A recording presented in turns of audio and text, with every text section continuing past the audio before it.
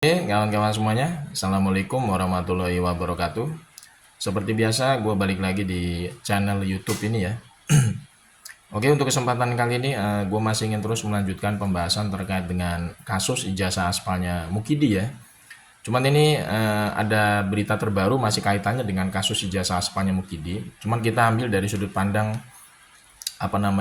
semacam hasil ya, produk atau output dari analisis dan berbagai macam kajian-kajian ilmiah yang selama ini dibuat oleh Bang Rismon dan kawan-kawan. Jadi kemarin ya, tepatnya ya di UGM ya, di kampus UGM itu Bang Rismon, Roy Suryo, Dr. Dipa itu meluncing buku karangan mereka ya, secara ilmiah, kita sebut saja begitu, yang berjudul Jokowi's White Paper ya. Itu resmi kemarin di launching di kampus UGM ya. Jadi lewat buku karangan ilmiah mereka bertiga ini ya. Jadi karangan buku mereka ini benar-benar emang didasari lewat kajian ilmiah masing-masing keilmuan yang mereka miliki. Dari telematika, informatikanya ada, dari analisis digital forensiknya juga ada. Kemudian dari segi behavior dalam dunia kedokteran juga ada, masuk semua dalam buku itu. Jadi 3 elemen penting keilmuan prinsip rumpun ilmu itu ada di buku Jokowi's White Paper itu ya. Jadi Roy Suryo, Bang Rismon, dan Dr. Tipa itu menuangkan semua pemikiran-pemikiran berdasarkan keilmuan mereka yang mereka tekuni, yang mereka geluti selama ini untuk istilahnya membongkar keaspalan ijazahnya Mukidi. Mereka tuangkan dalam satu buku itu. Jadi menurut gue menjadi semakin meyakinkan kita semua ya, sebagai masyarakat yang masih waras, masih cerdas gitu ya. Itu memang harusnya ya, dalam dunia demokrasi itu ya, yang dikedepankan itu adalah pemikiran ya, based on data, based on scientific ya, dan based on argumentation gitu loh. Jadi jangan sampai dalam dunia demokrasi ini yang dikemukakan itu, yang dikedepankan itu adalah pasal-pasal pidana. Ini menurut gue memang yang sangat memalukan ya, warisan dari rezim Mukidi kemarin selama 10 tahun jadi presiden itu. Itu dunia kebebasan mimbar, dunia kebebasan berpikir itu dikekang ya. Banyak masyarakat yang ibaratnya menuangkan argumentasi pikiran mereka itu selalu dibenturkan dengan pasal-pasal pidana, undang-undang ITE, undang-undang menyebarkan berita bohong, macam-macam lah ya. Jadi menurut gue memang warisan dari Muki di Pekong kemarin itu sangat-sangat buruk lah ya bagi kebebasan berpikir masyarakat Indonesia. Dan mudah-mudahan ini harusnya di eranya Pak Prabowo saat ini harusnya jangan seperti eranya Muki di Pekong kemarin gitu ya. Cukuplah Muki di Pekong itu yang merusak bangsa ini dari segala macam hal ya. Nah, untuk saat ini kan era sudah berganti, rezimnya Pak Prabowo kan harusnya kan nggak seperti kemarin gitu ya. Jadi ini menurut gua harus disupport, didukung ini ya, launching dari buku yang dikarang oleh 3 akademisi dari UGM asli, Bang Rismon, Roy Suryo, dan Dr. Tipa ini, yang semakin menebalkan keyakinan kita semua sebenarnya terhadap keaspalan ijazahnya Mukidi. Karena dalam buku itu memang kalau gue lihat secara beberapa halaman gitu ya, gue baca juga sih versi softwarenya gitu ya, versi soft copy-nya lah. Itu memang gue lihat memang terlihat dengan jelas sebenarnya ya, data-data yang digunakan itu memang berdasarkan dari ya hasil yang selama ini memang diperoleh oleh masyarakat sendiri lewat berbagai macam media sosial gitu ya.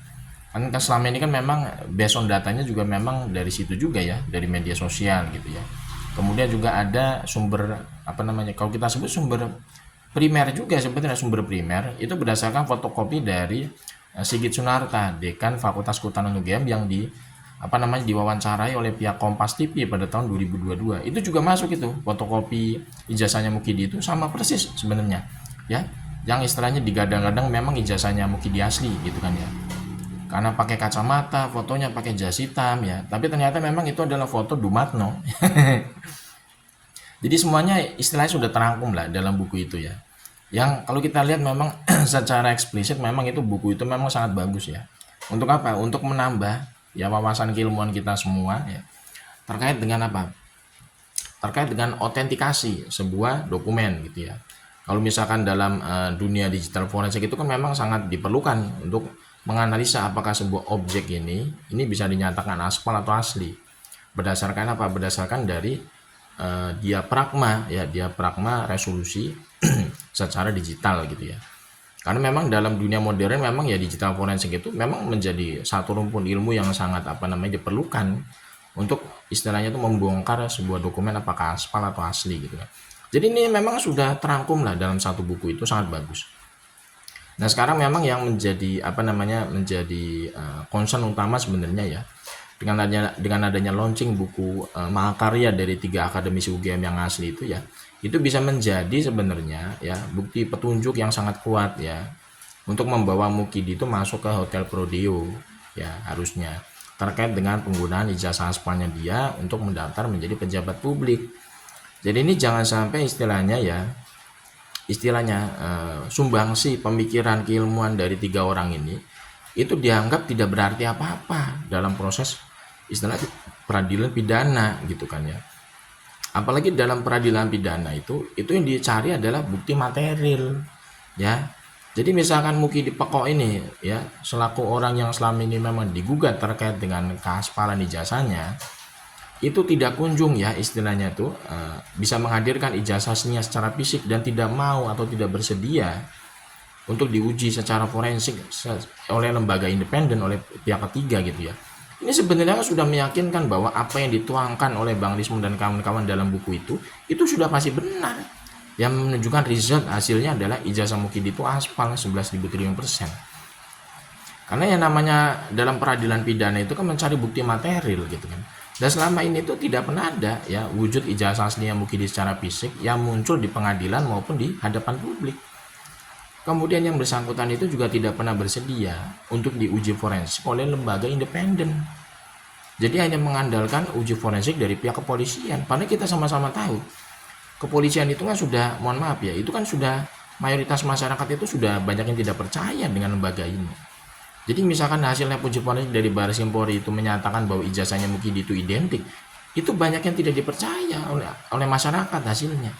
Maka perlu ada namanya lembaga independen dari pihak ketiga untuk melakukan uji forensik terhadap ijazahnya Mukidi Pekok ini. Supaya apa? Supaya hasilnya itu bisa diterima oleh semua pihak dan masyarakat itu nggak meragukan lagi terkait hasil dari uji forensiknya. Nah ini yang menurut gue menjadi semacam sebenarnya menjadi pendorong gitu ya, atau dukungan kuat ya untuk mengungkap keaspalan ijazahnya Mukidi ini sampai Mukidi masuk Hotel Prodeo lewat bukunya Bang Lismon dan kawan-kawan ini. Karena ini isinya saja sebenarnya sebanyak 700 halaman itu ya, kalau nggak salah 700 halaman ya, ketebalan bukunya itu luar biasa banyak memang.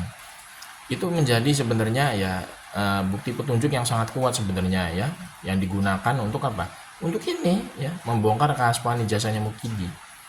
Jadi jangan sampai istilahnya keilmuan ya, argumentasi-argumentasi yang dibangun berdasarkan dengan saintifik gitu ya, yang dikemukakan oleh 3 orang akademisi UGM ini ya, lewat apa? Lewat sebuah karya ilmiah berupa buku ini, itu disia-siakan oleh pihak aparat penegak hukum.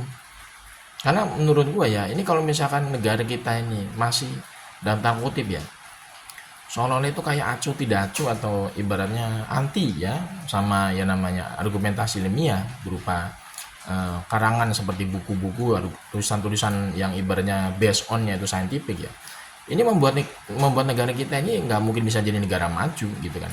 Karena negara maju itu kan biasanya kan fondasi utamanya adalah pemikiran. Dan pemikiran itu biasanya kan dituangkan ke dalam sebuah tulisan oleh kebanyakan para akademisi atau ilmuwan lah, kita sebut saja begitu. Jadi jangan sampai ya istilahnya sumbangsi dari Bang Lismon, Roy Suryo, Dr. Tipa ini disia-siakan oleh aparat penegak hukum gitu loh. Karena kalau misalkan tidak ada yang namanya keberanian ya dari para aparat penegak hukum ini untuk apa?